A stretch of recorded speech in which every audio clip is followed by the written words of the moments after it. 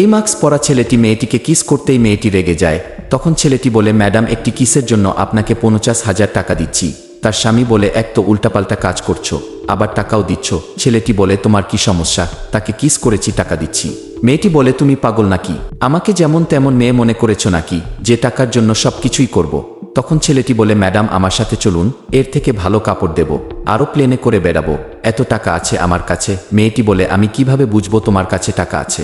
তখন ছেলেটি বিটকেস খুলে বলে, এই দেখো 50 লাখ টাকা ক্যাশ আমার কাছে, আর ঘরে কত আছে তা তুমি ভেবে নাও। তার স্বামী বলে, তুমি কি ভাবছো তাকে তাড়িয়ে দাও এখান থেকে? তখন স্ত্রী বলে, কেন তাড়িয়ে দেব? তুমি এতদিন আমাকে কি দিয়েছো? শুধু অ্যাডজাস্ট করতে হয়েছে, এখন আমার সব স্বপ্ন পূরণ হবে।